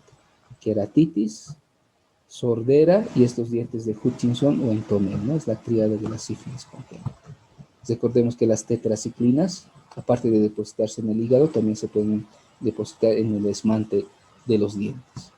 Algunas enfermedades metabólicas, ¿cómo pueden afectar la dentición normal?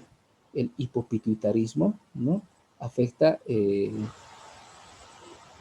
salga normalmente la dentición normal de todos los dientes. La acromegalia, como hemos visto, hay un prognatismo mandibular que puede afectar la dentición, especialmente de la arcada inferior. El hipotiroidismo disminuye, enlentece la salida de los dientes, y el hipertiroidismo, todo lo contrario, lo acelera, ¿no? El hipogonadismo afecta generalmente a los caninos, ¿ya? Y tenemos una patología que se presenta en pacientes diabéticos que no tienen tratamiento, un mal control de sus glucemias, la estomatitis expulsiva de Maginot, donde hay una inflamación de las encías, ¿no? Una gingivitis, y que automáticamente los dientes se van a empezar a mover, ¿no? A ponerse flojos y van a caerse por sí solos, ¿no? En pacientes diabéticos sin tratamiento o con mal tratamiento de largo tiempo. En el zaquitismo, ¿qué diferencia hay entre zaquitismo y osteomalacia? Escriban en el chat, por favor, diferencia entre zaquitismo y osteomalacia.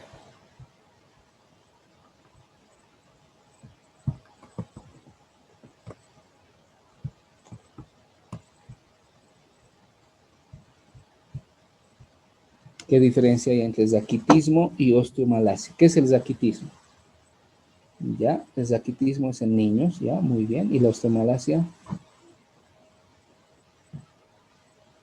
En adultos, perfecto. ¿Cuál es la vitamina que se está afectando tanto en el zaquitismo como en la osteomalacia? Perfecto, la vitamina D, muy bien. La fluorosis, falta de flúor, ¿no? Característico que aún se ve, por ejemplo, en las provincias de nuestro país, ¿no? Siempre están haciendo campañas de fluorización, por ejemplo. Es que en otros países adelantados ya hay todo lo contrario, ¿no? Una fluorosis, donde hay estos dientes moteados, porque incluso ya hay flúor en el agua potable mismo ya, ¿no? Entonces puede haber un exceso y se crean estos dientes moteados. Algo de las glándulas salivales, vean esta foto, una cialolitiasis submaxilar. Tres glándulas principales, ¿no? La parótida, la submaxilar, la sublingual, ¿ya? Donde más puede acumularse estos litos, estas piedras a nivel de estas glándulas salivales, es a nivel de la glándula submaxilar, ¿no? El paciente mientras no esté comiendo va a estar tranquilo, pero cuando va a empezar a comer, como hay más secreción de saliva, es donde va a tener ese dolor, ¿no? Porque hay ese cálculo, ese lito salival, va a estar obstruyendo el conducto de la submaxilar, ¿no? Recordamos los nombres de los conductos de la glándula parótida y de la submaxilar, un poco de anatomía. ¿Cómo se llama el conducto de la glándula parotidia? ¿Cómo se llama el conducto de la glándula submaxilar? Escríbanlo en el chat. Ya, luego hablamos de la parotiditis. Vayan escribiendo, ¿ya? El conducto de la glándula parótida, ¿qué se llama? Y el conducto de la submaxilar, ¿qué se llama? Las parotiditis, ¿no? Esa inflamación de la glándula parótida a causa principalmente de un virus, ¿no? El paramyxovirus, donde se boza este borde posterior de la mandíbula, ¿no? Por un aumento de la glándula parótida que se encuentra generalmente en la región preauricular, ¿ya? Esa es la región anatómica de la glándula parotidita, la glándula parotidia, y cuando se inflama da la parotiditis, ¿no? Hay tumores en las glándulas salivales, ¿ya? Miren, este tumor en esta señora está afectando a la glándula parotidia, ¿no? Como están viendo. El tumor parotidio más frecuente es el adenoma pleomorfo, ¿ya? Generalmente es benigno, pero a veces se puede tornar maligno. ¿Y cómo sabemos que se torna maligno? Por ejemplo, esta paciente va, aparte de esta masa que se encuentra en región parotidia, va a empezar a tener parálisis facial. ¿Por qué? ¿Qué nervio pasa por aquí? El nervio facial. Y si este adenoma pleomorfo, que al principio era benigno, se empieza a malignizar, puede infiltrar a lo que es el nervio facial, ¿ya? Y eso ya nos indica que puede estarse tornando de ser benigno este adenoma pleomorfo a un cáncer maligno, ¿ya? Tenemos a este paciente que seguramente tenía su adenoma pleomorfo, le han operado, ahí está su cicatriz, y después de su cirugía este lugar está más rojo, está con más sudoración, ¿no? Y si le toco, le duele, muy doloroso a la palpación. Ese es el síndrome de Frey, ¿ya? Porque se han afectado algunas raíces nerviosas que pasan por ese lugar de la parótida, y tiene el síndrome de Frey o el síndrome de las 3 H's. Hiperemia, porque está más rojo, hiperhidrosis, porque hay más sudoración, ¿no? Y hay una hiperalgesia, ¿no? Muy sensible al tacto, le duele mucho, ¿ya? Esto se ve en pacientes que han sido operados, por ejemplo, ¿no? De algún tumor de la parótida, el síndrome. Luego, por el cuello, vamos al cuello, vemos aquí, el cuello tiene que ser cilíndrico, tiene que ser simétrico, ¿no? La tráquea tiene que estar central, generalmente no hay adenopatías palpables, ¿no? En el cuello. Los movimientos también de rotación, flexión, extensión, tienen que estar conservados. Tenemos aquí un cuello corto y un cuello muy largo. El cuello corto se da en el síndrome de Klippel-Feil, ¿no? Donde si sacamos una radiografía de este niño, vamos a ver una fusión de las vértebras cervicales, ¿no? Se fusionan estas vértebras y el cuello queda corto en este momento, ¿ya? El cuello de ganso es todo lo contrario, ¿no? Es unos cuellos muy alargados, ¿no? En algunas tribus creo que se ponen como anillos para alargar el cuello, ¿no? Ahí, por ejemplo. Lo que nos interesa en la parte clínica, este síndrome, susceptible a ser preguntado, el síndrome de Klippel-Feil, ¿no? O síndrome del cuello corto, por fusión de las vértebras cervicales. La piel, sabemos que la piel del cuello es más fina, ¿no? Es susceptible a cicatrices, a queloides, a abscesos también, a úlceras, y algo muy importante. Ahí en la piel del cuello se puede ver lo que es la escrófula. Pongan en el chat qué es la escrófula. ¿Qué será la escrófula, colegas?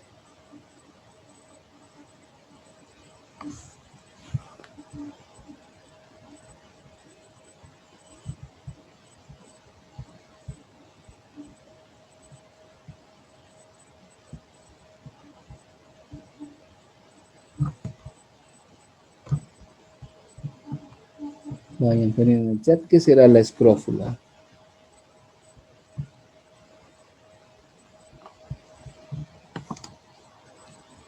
El conducto de la parótida es el conducto de Stenone y el de la submaxilar es el de Wharton, ¿no? Linfoadenitis, ya puede ser, pero ¿por qué causa esa linfoadenitis? ¿Qué es la escrófula? Está bien, es una linfoadenitis, ya, pero ¿a qué causa? ¿Cuál es su causa, su etiología? Tuberculosis, exacto. Es cuando un ganglio se infiltra, ¿no? Por esa necrosis gaseosa, ¿no? De la tuberculosis y suelta su producto, ¿no? Sobre la piel del cuello, esa es la escrófula, ¿ya? Desde causa tuberculosis, importante, ¿no? Importante porque estamos en un medio donde hay harta tuberculosis en nuestro país. También las carótidas son importantes, ¿no? Que están al lado de la tráquea, sobre el borde interno de los esternocleidomastoideos, ¿ya? Importante la inspección, pero sobre todo la palpación. Es un pulso central que nos sirve de mucho para evaluar a los pacientes, ¿ya?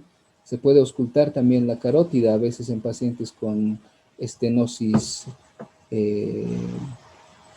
aórtica, ¿no? Estenosis aórtica, el soplo se puede irradiar hacia lo que son las carótidas, ¿no? Y las yugulares también son importantes, ¿no? Las venas yugulares, ¿no? Especialmente cuando están distendidas por alguna afección cardíaca, se pueden ingurgitar mucho, ¿ya? La tráquea siempre tiene que ser central. Hay algunas patologías, por ejemplo, con los desmanes pleurales masivos, desplazan la tráquea al lado contrario al desame, mientras las atelectasias pulmonares desplazan la tráquea hacia el lugar donde está la atelectasia. Los ganglios. Sabemos que en nuestro cuerpo hay varios ganglios. Los importantes, los que están a nivel cervical, los que están a nivel de las axilas y los que están a nivel de la ingle, ¿ya? A nivel cervical hay que ver el número de los ganglios que están aumentados de tamaño, ¿no? Y si están aumentados de tamaño, ¿de qué diámetro son? ¿Ya? Muchas veces varios ganglios confluyen entre sí, forman una masa ganglionar. Esto es muy característico de los linfomas, especialmente el linfoma de Hodgkin, ¿no? Una patología que nace en los ganglios, ¿ya? La movilidad, cuando un ganglio aumenta de tamaño, ¿no? Hay que ver si es móvil o está comprometiendo tejidos profundos, ¿ya? La consistencia, si es blando, inflamatorio, o es una consistencia pétrea, por ejemplo, en las metástasis ganglionares, la consistencia es más pétrea. La localización, ¿no? Hay que saber que tenemos ganglios submentonianos, preauriculares, retroauriculares, submandibulares, cervicales posteriores, occipitales, ¿no? Los ganglios supraclaviculares también entran. Todos esos ganglios hay que ir palpando, ¿ya? La sensibilidad, cuando está muy inflamado el ganglio, duele mucho el ganglio, ¿no? Las adenitis, ¿ya? Luego en el cuello tenemos lo que es la glándula tiroides, ¿ya? Y hay dos, la manera de palpar la glándula tiroides es primero por delante del paciente y luego nos vamos por detrás del paciente y vamos palpando los dos lóbulos siempre, ¿no? En la tiroides. Normalmente la tiroides no es palpable, ¿no? Y se puede pedir al paciente que degluta un poco, ¿no? Para poder palpar mejor a esta glándula. El aumento de tamaño, por ejemplo, si toda la anatomía de la glándula tiroides, sus dos lóbulos, el istmo, están aumentados, eso se ve en el bocio, por ejemplo, o en las tiroiditis, ¿no? Un aumento difuso de la glándula tiroidea. Pero ¿qué pasa si un solo lóbulo está aumentado de tamaño? O en ese lóbulo hay como un nódulo, ¿no? El famoso nódulo tiroideo, donde no está aumentado toda la glándula, sino solamente un lóbulo, o dentro del lóbulo un solo nódulo, ¿ya? Eso es muy indicativo de un proceso neoplásico, ¿ya? Todo nódulo tiroideo tiene que ser sometido a biopsia para ver el diagnóstico, exéresis y biopsia, ¿ya? La consistencia de la tiroides, el movimiento también, a veces en los bocios muy grandes, ¿no? Como esta glándula es muy vascularizada, se pueden llegar a auscultar soplos, ¿no? O un trillo, ¿no? Palpable en esa región del bocio, ¿no? Y también a veces puede estar acompañado de un estado de hipertiroidismo, ¿no?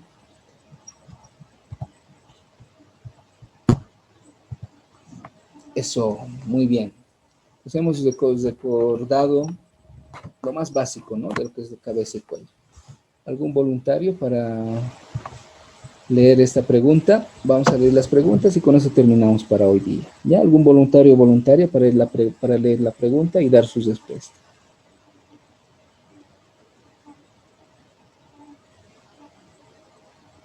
¿Tenemos voluntarios, voluntarias para esta pregunta?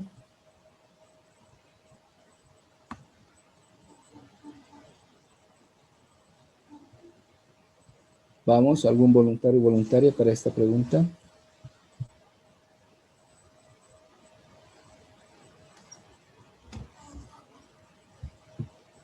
Bueno, otros ya están colocando sus respuestas, ¿no? ¿Algún voluntario para leer esta pregunta, por favor?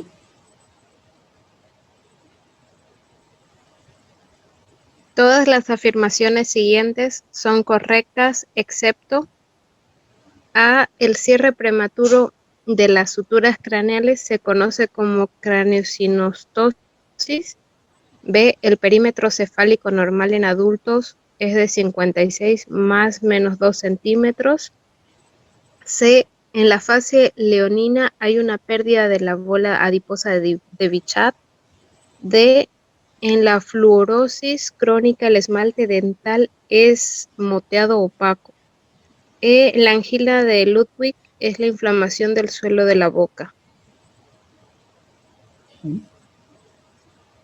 Te está pidiendo el excepto. Todas son correctas, menos una. ¿Cuál es el excepto para ti?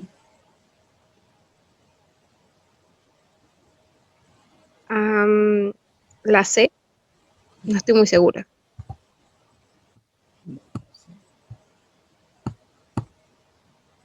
Es la C.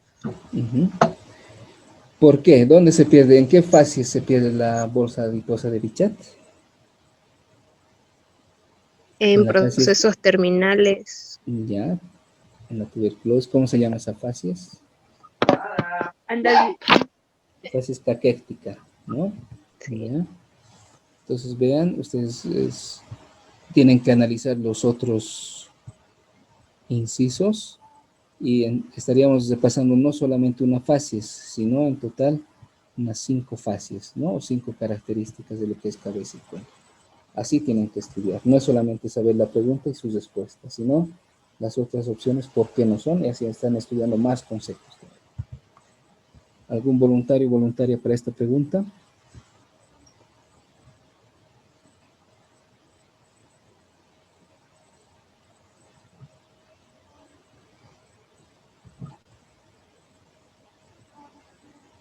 ¿Algún voluntario, por favor, para esta pregunta, para leer la pregunta?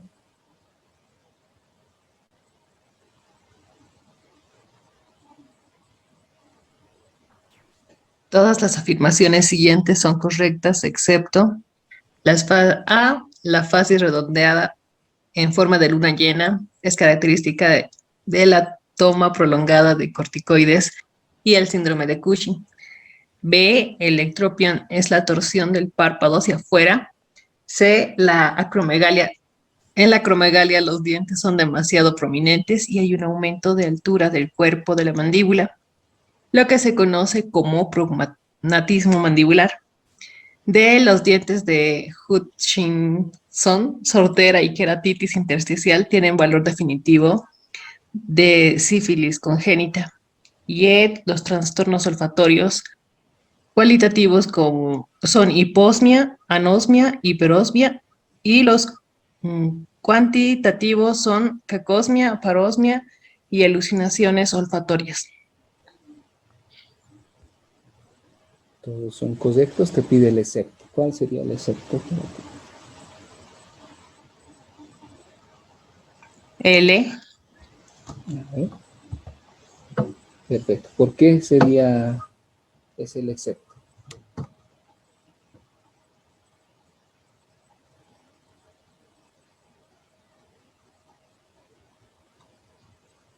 Generalmente la hiposmia, la anosmia, la hiperosmia son afecciones cuantitativas, ¿no? Hiposmia huele menos, hiperosmia huele más, ¿no? Mientras que la cacosmia, parosmia son alteraciones cualitativas, ¿no? Huelen diferente, de diferente característica, ¿no? Y el resto, pues, son normales, ¿no? Estamos hablando de la fase de luna llena, en el consumo de corticoides. Recordamos que es el ectropión, el entropión, ¿no? El prognatismo mandibular en la acromegalia, los dientes de Hutchinson y la triada, ¿no? De la sífilis congénita. Entonces, vean, estamos viendo varios conceptos. No solamente estamos analizando la pregunta y su respuesta, hay que analizar las otras opciones. ¿Por qué no son las correctas o por qué son las correctas? ¿Ya? Un voluntario para esta pregunta, por favor. Voluntario, voluntaria.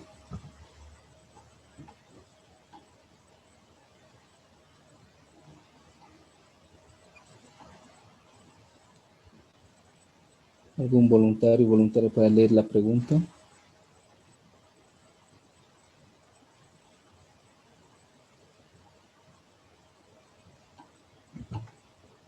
Vamos, anímense, colegas.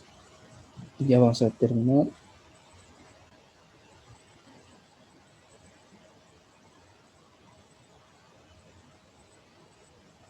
Ya los que ya han leído vayan poniéndonos sus respuestas en el chat. ¿Cuál puede ser el excepto de esta pregunta? ¿Algún voluntario para leerla, por favor?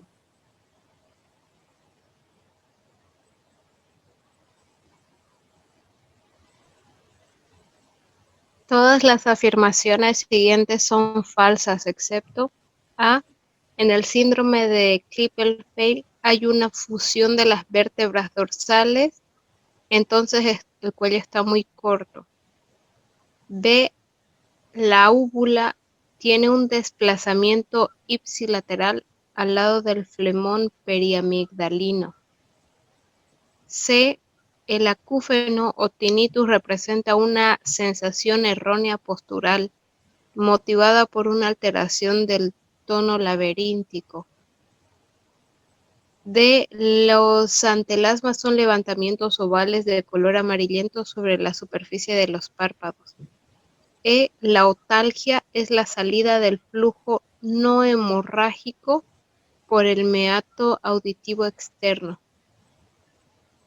Según yo, o sea, la que se busque la verdadera, según yo, la respuesta es la D. Muy bien.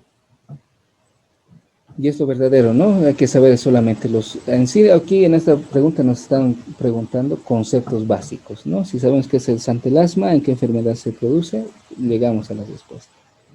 El síndrome de Kerpefé lo que afecta son las vértebras cervicales, no las dorsales, ¿no?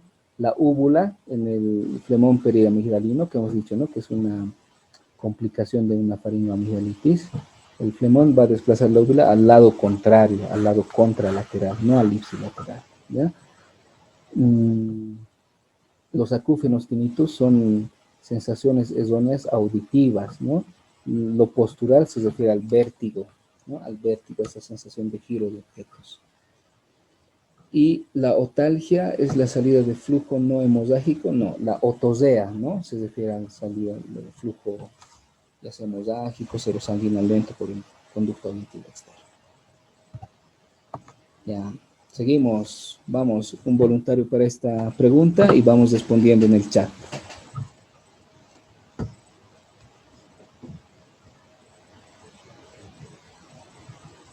¿Algún voluntario para leer esta pregunta, por favor?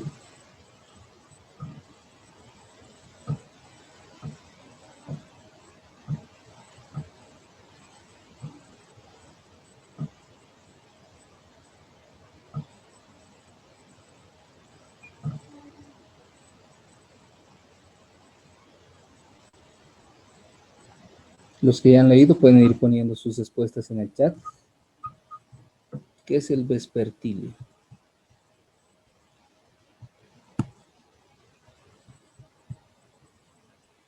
Vayan poniendo en el chat. ¿Qué será el vespertilio? El crecimiento anormal de la glándula tiroides, el color rojizo del dorso nasal y mejillas en los pacientes con lupus eritematoso, el crecimiento continuo de los huesos del cráneo en la enfermedad de Payet, el tipo de craneosinostosis más frecuente, el tamaño de la lengua inferior a lo normal. ¿Cuál será el vespertilio?